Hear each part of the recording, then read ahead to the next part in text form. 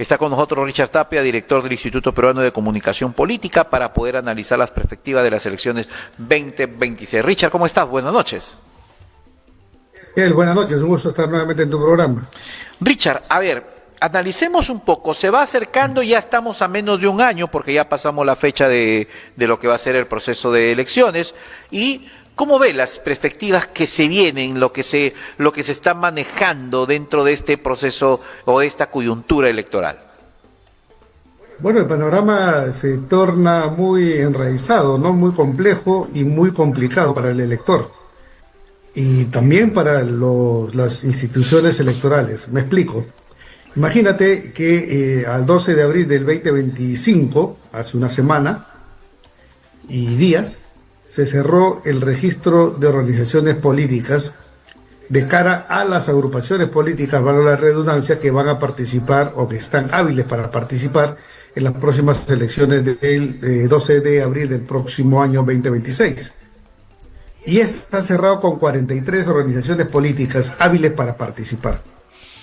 Si a eso le sumas que tienen una plancha presidencial de 3 personas, más 130 candidaturas a diputados, más 60 candidaturas al Senado, y alguno es por voto general y por circunscripción, entonces, y más Parlamento Andino, échate a sumar, multiplica toda esa cantidad de solamente de postulantes que vamos a tener en el próximo proceso electoral.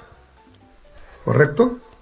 Imagínate de qué dimensión podría ser la sábana de la que sería la cédula de votación. Eso por un lado. Por otro lado, imagínate el enorme trabajo que tienen que hacer estas organizaciones políticas, sobre todo las nuevas, para posicionarse de cara al electorado. Algunos que ya son conocidos, digamos, necesitarán menos trabajo, ¿no? Pero alguno que recién participa en política por primera vez, su trabajo va a ser maratónico, o tendría que ser maratónico, para lograr posicionarse en la oferta electoral. Sin lugar a dudas, estos partidos que que han alcanzado su inscripción en el registro de organizaciones políticas, en su gran mayoría, yo me animaría a decir en un 90%, son partidos de cascarón. ¿A qué me refiero? Tú coges, por ejemplo, para hablar de la libertad, cualquier partido que tú quieras, de los 43 que estén con hábiles para participar, vas a una base distrital o provincial, y donde tienen ahí su local, supuestamente, ¿no? Su local partidario. Tocas la puerta y te das cuenta de que no existe tal local partidario. Solamente existe un vecino que ha alquilado su fachada, su frontis, para que el partido X pueda poner su banner y diga ahí, no, comité provincial, distrital del partido X. Y cuando tú le preguntas dónde están los funcionarios que se reúnen, bueno, no, ahí me han pagado por alquilar la fachada. De vez en cuando viene fulano, mengano, ¿no? Y esto es lo que ha generado, por ejemplo, que el Congreso haya eliminado las famosas PASO, ¿no? Las elecciones previas internas, para ir decantando y ver quiénes tienen realmente condiciones o respaldo ciudadano para tentar algún cargo público en las elecciones generales del 2026. Eso por un lado, por el lado del elector y del partido. Pero también ahora veamos la labor titánica que van a tener las instituciones del Estado, las instituciones electorales, me refiero, para supervisar que no ingresen dineros negros, oscuros, grises, ¿no es cierto?, en las campañas. Richard, o sea, ¿podemos decir nosotros que las campañas electorales sirven para lavar dinero si hablamos técnicamente? Bueno, no te podría asegurar, sería temerario de mi parte. ¿Pero se presta? Ay, claro, eso sí, es una puerta abierta, y ahora ¿correcto? Más con estos 43 partidos. Si cuando antes teníamos 17, 18, 20, 22 partidos, que normalmente es un promedio de los que participan en las elecciones presidenciales y congresales, se habla, por ejemplo, tienes el caso conocido de Fuerza Popular, del pitufeo, del caso Cócteles, ¿no es cierto? Sí. Hace una semana, unos días, antes de Semana Santa, condenaron a Ollanta Humala y al Partido Nacionalista por recibir dineros del chavismo de Ajá. Venezuela y de Odebrecht, una empresa a todas luces corrupta o corruptora en Latinoamérica. No sé, hay una sentencia y el otro todavía se está ventilando, ¿no? Entonces, eso te prueba de que hay indicios, grandes indicios razonables, de que dineros, no solamente del narcotráfico, puede venir de la minería ilegal, puede venir de la criminalidad organizada, puede venir de cualquier lugar, pero en todo caso son, vamos a decir, dineros y aportes de procedencia dudosa.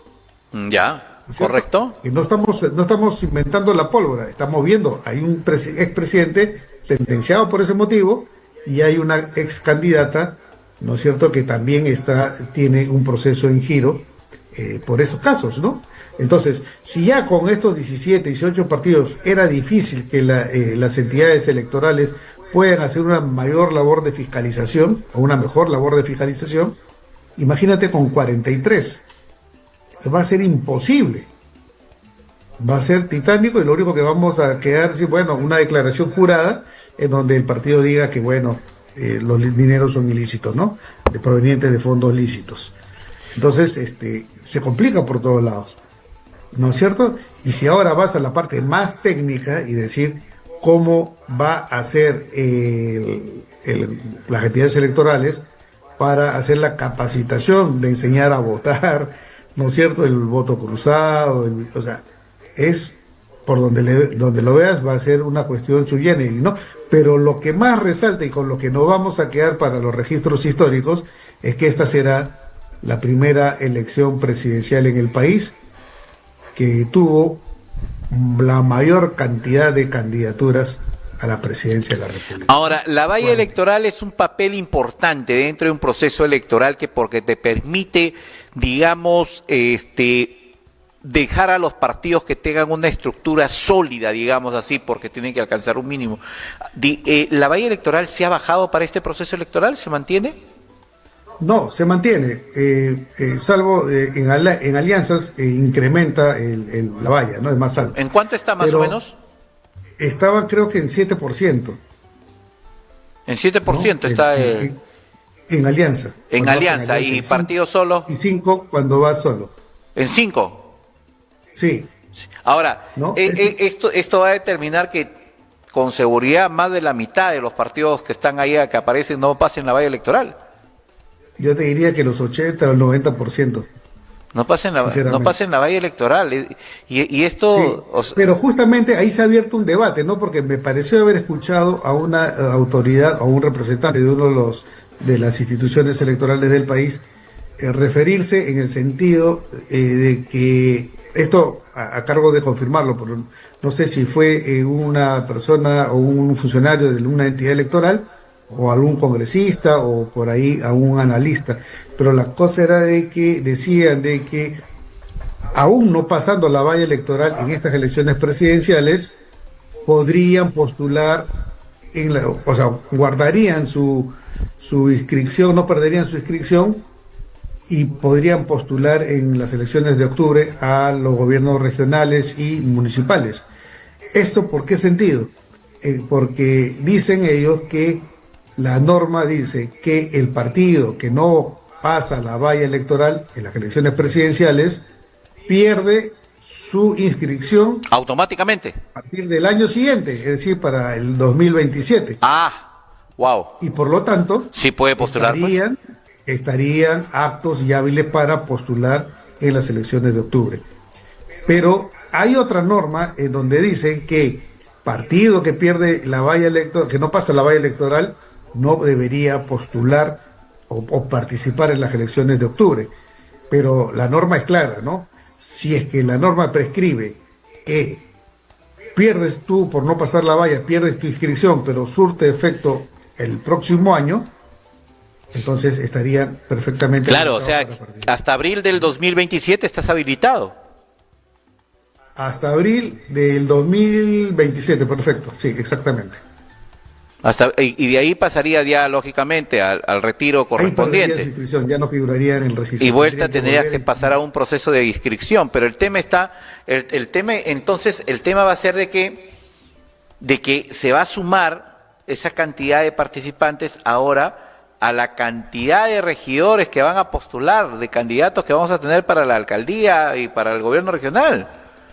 Y esto se hace Wow. un pandemonio, porque yo creo que el Congreso todavía tiene plazo para hacer una reforma en materia electoral y tendría que dejar claro de que partido que no pase la valla electoral en las elecciones generales no debería presentarse en octubre.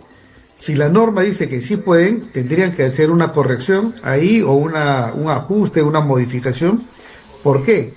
Porque si ya es complicado elegir plancha presidencial, 3 personas, 130 diputados y 60 senadores más Parlamento Andino, que digamos que mal que bien es un número pequeño, imagínate la puerta de Pandora que vas a abrir para elegir alcaldes distritales, provinciales, Ajá. gobiernos regionales, son 25. A esos súmale consejeros, regidores, y todo ello multiplícalo por 43. Entonces, esto es un zafarrancho. Sí. Y se va a, digamos, y creo yo que todavía va a haber opción de que se puedan escribir, porque ya los han vuelto a poner en carrera a los movimientos regionales. Y como las elecciones son en octubre, creo que todavía hay plazo para que algún movimiento regional local pueda inscribirse. Entonces, la suma ya no serían 43 partidos, sino podrían ser 43 y más.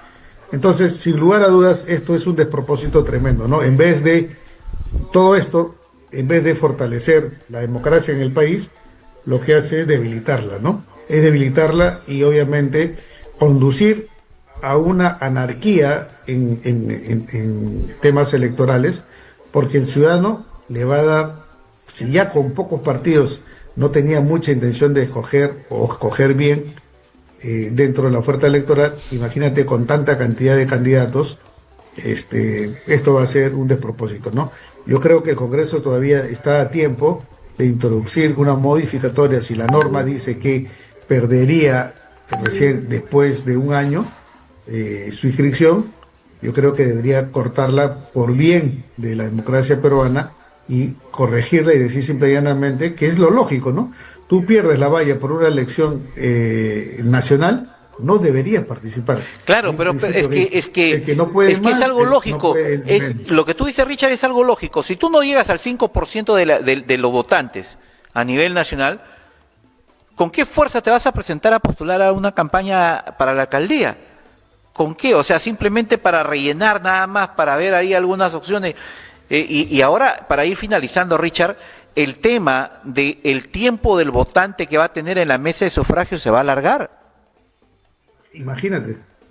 Entonces eso implica que también tendrían que el tiempo para la votación ya no se cerraría a las 4 ni 5, cerraría las mesas. Tendrían que estar cerrándose a las 10 de la noche, por lo menos.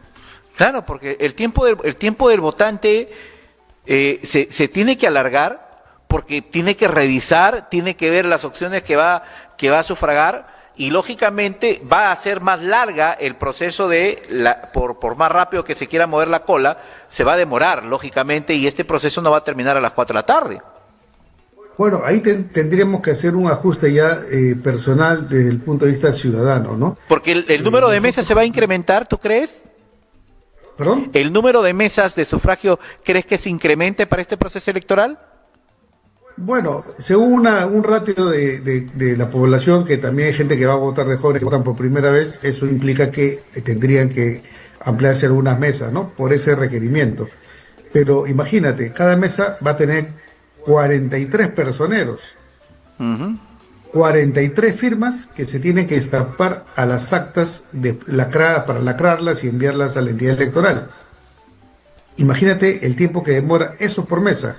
Por eso te digo, o sea, no solamente nos quedemos con que son muchos partidos y muchos candidatos, sino el trabajo que tiene que haber detrás y la logística de las entidades electorales que tienen que fiscalizar el proceso, dirimir a cualquier observancia o cualquier observación de un acta, ¿no? Entonces va a ser brutal el trabajo y la O logística. sea, vamos a tener en un ambiente de sufragio más personeros que la gente que va a ir a votar. Así es. Y ya, si tú ves que los centros de los colegios no se dan abasto para los electores nada más, imagínate con la presencia de todos estos señores, ¿no?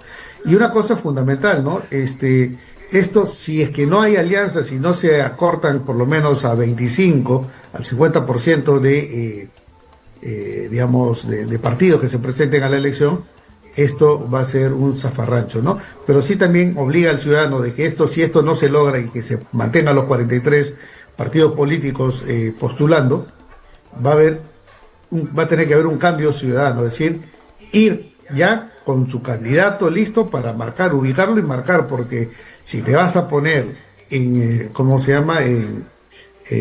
A votar, a la hora que vas a ir a votar en la cédula, revisar qué propone, quién es, qué partido, hacer el voto cruzado, te vas a demorar una eternidad y obviamente eso va a generar una molestia a los demás ciudadanos que están en la cola esperando su turno de votar, ¿no?